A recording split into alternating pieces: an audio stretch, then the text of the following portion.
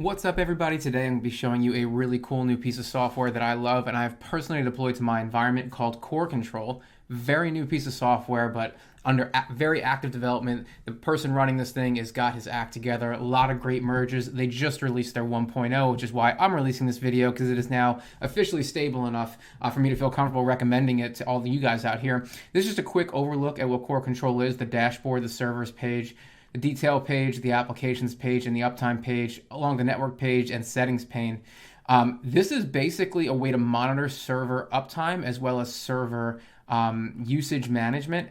And it's got a built-in component very much like Uptime Kuma. So it's this really interesting mix of like Zabbix or Tianji or probably CheckMK and Uptime Kuma all at the same time. It's really interesting, and here's why I like it. I do not like any server management software out there right now, other than maybe Tianji, which is probably my close second.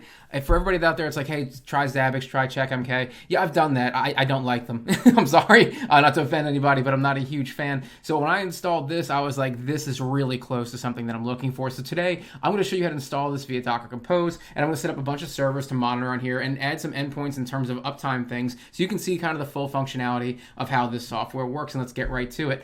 Today, I'm going to be using my basic TrueNAS test box that I have virtualized on Proxmox. I have dockge running on this, and I have a wiki page already up for CoreControl. You'll find that here at the wiki. So I'm just going to scroll down until I get to the installation for the server Docker Compose. This has got three components to it. There's a server, which is what's going to collect all our metrics and show us the pretty interface. The Linux endpoint, this is for monitoring Linux server in Docker. And that's probably the best way to run it, is running the endpoint in Docker, because this is basically just glances. This is how it's working. And the Windows endpoint, which I have a PowerShell script that I wrote for, because I think it's the easiest way to install it. Because basically the way this works is that the server is obviously going to collect everything that's being pushed from the glances endpoint. Glances is the app that's used on every endpoint to send information back, well, in this case, to open up a port so that the server can reach out and pull the information.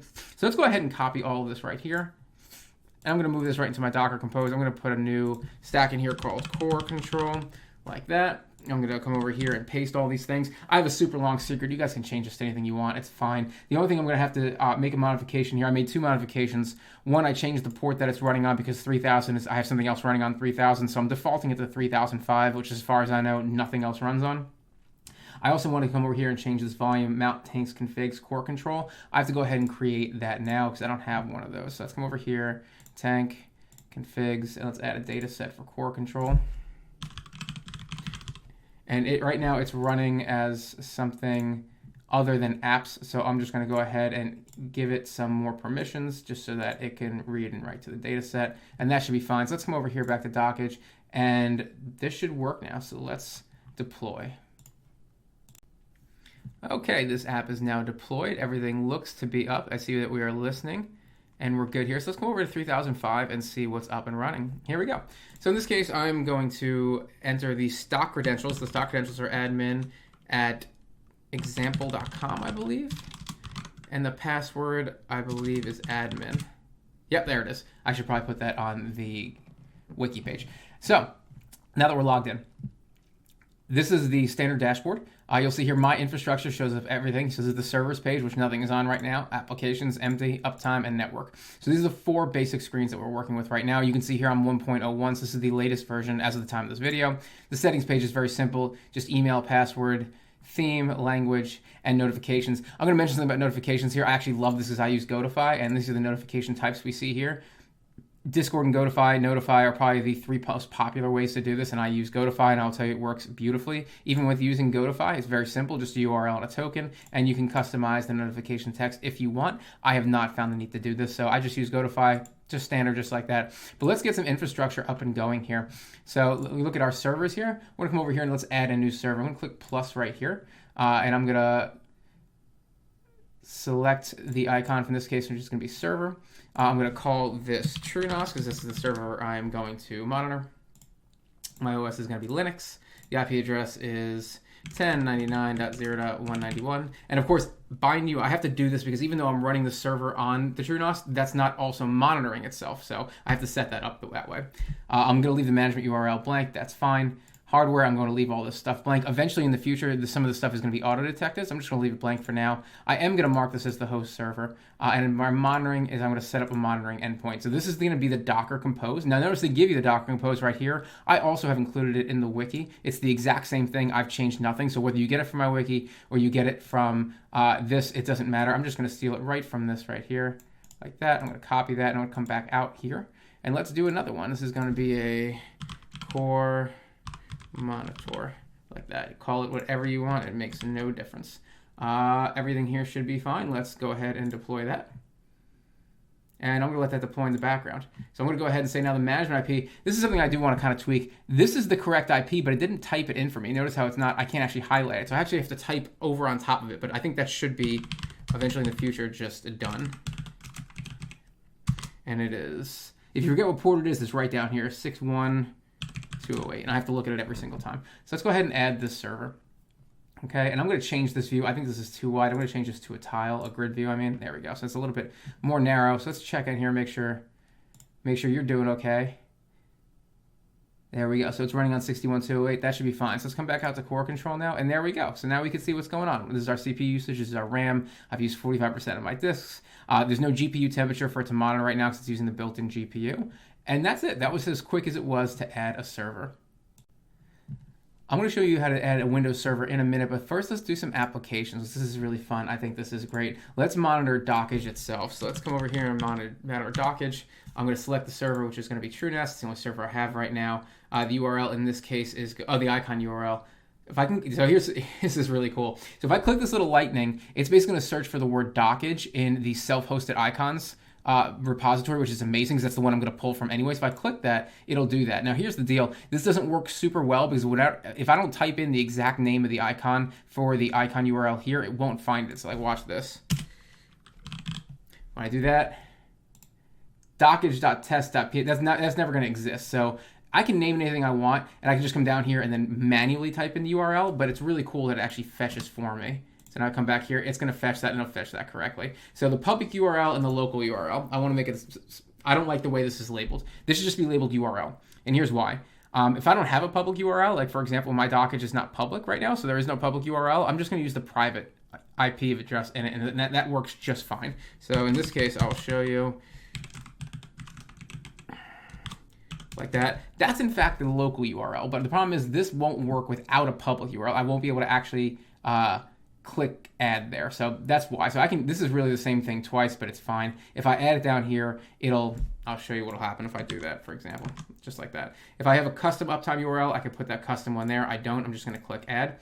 And again, I'm gonna change this to the grid view. Oh, they have a compact view, that's new. That's really cool. The compact view is new, I haven't seen that yet. So let's go back to grid view. So this is dockge. Now here, obviously it shows it's online, and the public and local URL is cool. If I click any one of these buttons, it's just going to open up another tab in the web browser to the URL. So when I click that, you'll see here it'll just open that up directly, which is cool because I can go right to it, and that's why I don't need both of these. So in this case, I can delete the local because I don't need it. So now it's just gonna be a public URL button, and when I click it, it takes me right there. Obviously, that's not public, but it's okay. Again, we're gonna bypass the naming scheme. I'm not really worried about that. So let's look at Uptime now. Uptime is now gonna monitor dockge, and we see here it's gonna poll basically every minute. Right now, I have a request to this developer, and he has approved this request to basically make this more like Uptime Kuma. And here's why: if you're gonna monitor Docker apps, and you're going to give me Uptime monitoring for that, we're really stepping on Uptime Kuma's toes here. And if we're going to do that, I really want to see more UI options the way Uptime Kuma does. Right now, the only options I have here are basically just using an icon URL and a public address. I can't adjust things like how often it polls the server, how many down misses it has before it flags me as down, et cetera, et cetera. So there's a lot of things that if you ever use Uptime Kuma, there's a ton of usability in there from monitoring all sorts of things, and I'd like to see some of that built in here, and I think that is the direction that we're going to go in the future. So this is going to be a serious contender, I think, in the future for that. But this is just really cool now that even this is working. Here's why this is really cool. If either one of my servers or my applications goes down and I have my Gotify notification set up, which of course I do for what I'm running in production, I will get a notification on my phone immediately saying, hey, your application is offline, or hey, your server went down. And that is priceless to me, which is why I really love this. It's an extremely simple piece of software, and you see how easy it is to manipulate and use, and it notifies me my servers goes down or my apps disappear. So that's basically what I want. And it's so simple, and so I think it's great. Anyway, let's look at the network map. This is really cool. So right now it'll show you the one server I've added, and this is running under my service. When I add more servers, you're going to see here the second row is going to grow and grow and grow and grow. And for every single app that I monitor underneath the server, it's automatically going to put that in this cool little flow chart. This is kind of gimmicky, but I kind of like it right now. I think as your network gets bigger, this is a really cool way to just draw a network map. So this is, as you see here, now we've got some cool things going on. So this is the network. Every one of these pages from infrastructure can be reached from these. So this is the server page, the application page, the uptime page, and the network page. And I just think it's really cool. So I'm going to stop here. I'm going to launch a Windows instance. And I'm going to show you guys how to use the PowerShell script to start monitoring Windows applications. Okay, so we are back now with our virtualized Windows instance. So what I'm going to do right now is I'm going to go back over to the wiki really quickly, because the wiki's got what I need here. I need to click this little tab that says Windows Endpoint PowerShell, and there's two little boxes here I need to pay attention to. The first one is I need to make sure that I have Python installed and it's in my path, and I'm going to show that just in case you don't have it. I need to run this PowerShell script right here as an administrator. So let's come back over to Windows, and I've already opened up the link for PowerShell, Python I mean, in here. So this is download Python 3.1.3. So I'm going to go ahead and download that and just install Python really fast, as I'm pretty sure I don't have it on this machine at all. Let's come down here. And I want to do two things. I want to make sure that I want to use admin privileges, and I want to add it to path. That's exactly what I was talking about right here. So now we can install now, and I'm going to click yes. And it's going to install everything we need right there. And I'm going to want to do one more thing while I'm here. That's going to install in the background. I'm going to go over and click this little thing here. I'm going to go to view, and I'm going to want to show file extensions just like that. And I'll show you why. So I'm going to create a new text document right here. I'm going to call this glances like that. And yes, I do want to change it. Now I can use a wget command to get this directly from the wiki if I wanted to, but it's fine. I'm just going to come over here, double click that. I got it, and I'm going to come back to my instance here. I'm going to copy this, and now let's come back to Windows and paste it all right here. And I'm going to hit save, just like that, and that should be enough to work. So cool, that's done. Python's there. So now what I'm going to go ahead and do is I'm going to type in PowerShell, just like that. And I'm going to make sure this is running as administrator, like that. Yes, I do. So now I want to change the directory, right? So I want to change C users, ooh, not that, C users. In this case, my user is test dummy because it's just a fake Windows instance. Desktop, just like that. And you'll see here that I have one thing here, it's glances.ps1. So now I'm going to go ahead and type glances like that. I'm going to hit enter. And it's going to say I can't do it, and the reason because running scripts is disabled on the system. So I'm going to come over here, and I want to do is copy this first line. It says run this if you prevented from running scripts. So right here, I want to copy this whole line. And this is just going to allow my user, which in this case is the test dummy user, shift insert and then enter, to run scripts. So now I'm going to come back up here, and I'm going to rerun glances.ps1. And it's going to tell you here it's installing glances with web support. And close this back here now. Glances is running on port 61208 and will auto start on boot. So now this is going to survive reboots. So now what we're going to do is we're going to go back to the to CoreControl, and we're going to add this Windows server in. Okay, so now back in CoreControl, we're going to go back to my infrastructure and go to my servers. And we'll go ahead and add a new server here. So let's go ahead and select an icon. In this case, it's going to be the server icon. I'm going to call this Windows just because it's just a test. Now, mind you, all stuff is optional. I'm just doing this because I want to. So let's go 1099.033, just like that. I'm going to go ahead and go over to monitoring, and I'm going to enable monitoring. And again, I wish this was just filled in, but it's not. 61208, just like that. Let's go ahead and add that server in there, and that's Windows. So now it's added successfully. It's pulling the information. In a hot second, we're going to get some updates here on what's going on. And there we go, now it's online. So you can see here that CoreControl, by the default settings of the Windows firewall, is being blocked, and now that it's not being blocked, instantaneously we had information. So just be aware of that. That's something I may actually add to the script later to add a rule exception to the firewall, but I think that's something that you guys might want to consider doing personally. But 61208 is now open, and we can see here that I'm using up almost all my RAM, almost all my disk, and barely any of my CPU. And that's not add a Windows endpoint. Now that TrueNAS has been up for a while, let's go ahead and view the details of the server. You can see here, I had to turn it off momentarily because my Proxmox cluster, or not Proxmox node for that matter, is so weak that I could barely run 2 virtual machines at the same time. I'm working on that. But here we are, and you can see here the usage history and the RAM usage and the disk usage, et cetera, et cetera. Just pretty cool stuff. Here's the uptime thing. I'm probably going to make a mention to him about this. This tag is a little confusing. Right now it says since means it's been up since 30 is the day and 4 is the month, so April 30th. In 2004, in this case, the time the server thinks it's 8:04 because I didn't think I set a time zone. Whatever it is, the time zone is wrong because that's not right. So either that or the TrueNAS server's in the wrong time zone, one of those two. But that's interesting. So here we go. Servers, applications. Does this have a compact view? No, it doesn't. And that's pretty much a quick overview of CoreControl 1.01. Again, there's a lot of things being merged. I think it's a really cool project. When I'm using this in production, mine is a lot more robust than this. I just wanted to show you guys a couple quick things in terms of how to set this up so you can get it running on your own infrastructure. I am a big fan of this, man. I think that, in my opinion, this is probably one of the best softwares out here for server monitoring, not because of its just huge amount of features, and I think just the opposite. I am such a minimalist. I want something that just does what I want it to do. I do not want something like Zabbix where it's like, no, it's got this massive amount of enterprise class features and controls. I don't want that. I just want to know if my server is up, a few statistics about it, and I actually think it's really cool that it does applications, but I wasn't even sure I really wanted that. I just wanted to start with servers. I think it's cool that it'll do both, but I'm a huge fan.